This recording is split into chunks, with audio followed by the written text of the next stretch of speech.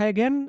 In the last videos of this section, we're going to talk about some real lines that can be played against the moves e4, c5, and knight to f3. And one of them is the move a6, which is called the O'Kelly variation. And here, what you should mainly be careful about is about what not to play rather than what to play. Because here playing the move d4, assuming that black will take, which is correct, but after we take, expect a move like e6 or d6, which would transpose into other lines. For example, the move e6 directly transpose into the can variation. But here black has a move that has scored very well for black that leads to a very good position for black, which is the move knight to f6. Here we don't have the move e5 because of the queen fork, queen to a5 check. And after knight to c3, here black has the move e5. So we've seen this idea on which black plays the move e5. In the Najdorf, the pawn is already on d6. In other Sicilians like the Sveshnikov, we have the b5 square for the knight, but here we don't have that square. So after a move like knight to b3, which would be a typical move in the Najdorf after the knight is attacked, since black didn't play the move d6, here black has the move bishop to b4. And this leads to good positions for black. Now this pawn is pinned on e4. We've seen this idea in the pin variation. Here we don't have the move e5. So black is doing fine here. Black sometimes has the option of going for d5 straight away. We saw this idea, for example, in the accelerated dragon, where black tries to play the move d5 at once. So here black is doing fine. For example, after bishop to d3, defending the pawn, black can simply castle. Even d5 is possible here. So black scores very well in this position. We can see that this is an improved version for black of some Sicilians, on which black managed to get very active pieces, and where black will normally manage to play the move d5. That's why we need to be a bit careful about the move a6 if we don't want black to get a good position. Because remember that in some Sicilians, black can play moves differently. For example, playing the move knight to c6, and then after taking on d4, play the move e6. But the move a6 might hint that black wants to go for a can variation, but black might play something different, as we saw. And here white has several alternatives. One of them is to play the move c3 and then go for d4, planning to recapture with the c-pawn and try to get a center with the two pawns. Another move is the move c4 and then try to go for d4, so we delay this idea of playing d4. And another way to delay d4, which is the move that I suggest because this variation is not a variation that you may face very often. That's why I don't want you to over prepare it, because what you mainly need to avoid is to play d4 in this position. Just delay it, and then as we'll see, we're going to transpose into all the main Sicilian variations. So here we're going to play the move knight to c3, and then if black plays other moves, for example e6 or d6, we're going to normally transpose into other Sicilians. Knight to f6 here is a bad move because here we do have the move e5. There's no queen a5 check, and the knight doesn't even have the d4 or the e4 square. That's why the knight would normally have to retreat.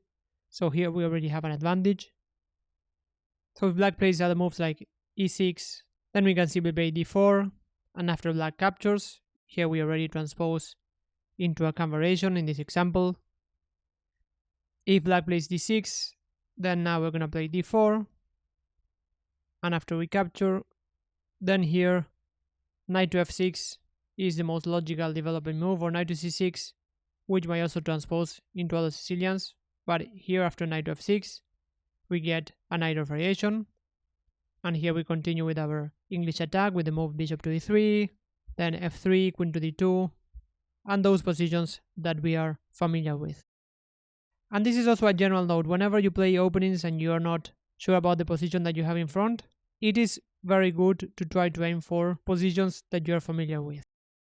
That's why here in most cases you're going to transpose into other variations, but black might try to keep on playing strange moves, and the main alternative that we might have here is the move b5, that we can briefly examine. And here we're going to play the move d4. And normally black here will take on d4, as we have seen in most Sicilians. So after taking on d4 and we take on d4, bishop to b7 is a logical continuation. After we played b5, normally want to develop the bishop on this diagonal. Here if black plays b4, black is not achieving anything. The knight can go pretty much anywhere. Even knight to a4 is a good move. We have two pieces developed. Black still didn't develop any piece, just played pawn moves. So this position is very good for us. We might defend the pawn on e4 with bishop to d3, then play bishop to e3.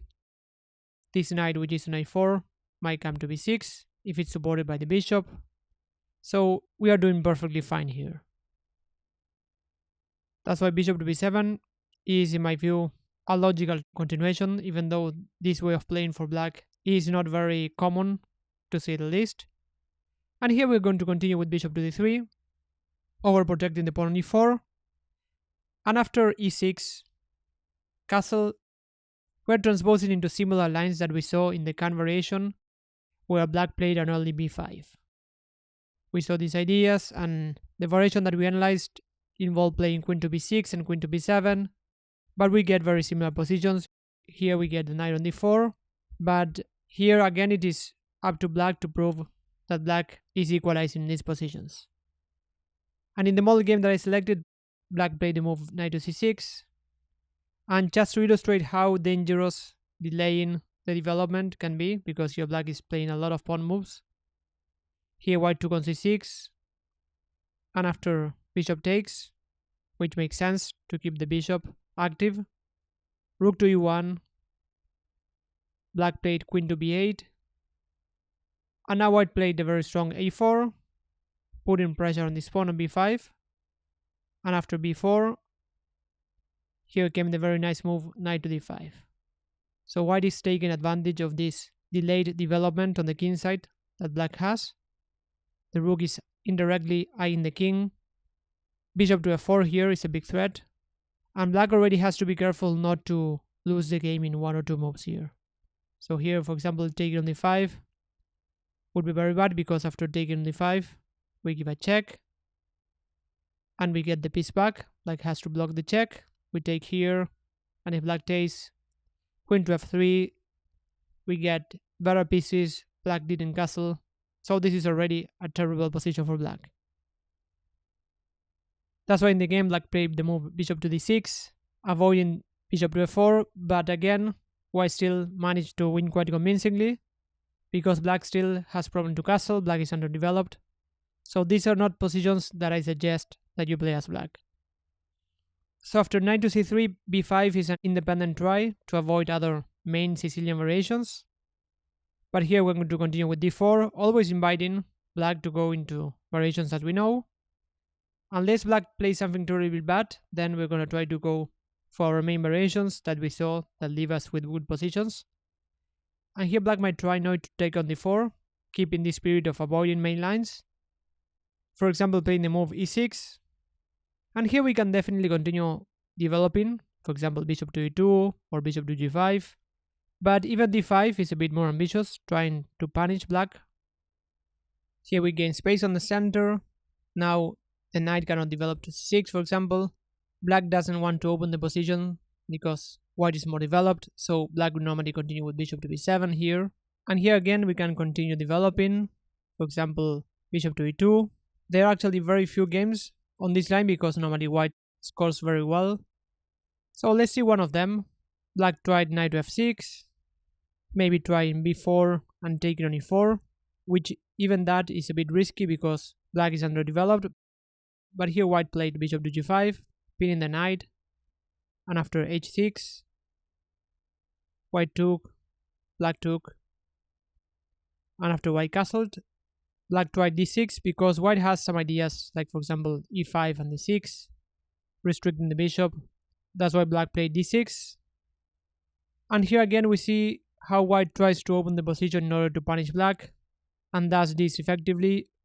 White took on e6, and after taking on e6, white played the very nice move e5, attacking the queen and the pawn. Black took the pawn, and after knight to d2, white already is getting a strong initiative.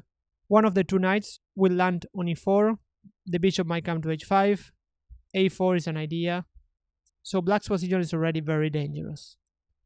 In fact, after the moves knight to c6, a4, white is already getting a very strong initiative and managed to win quite quickly.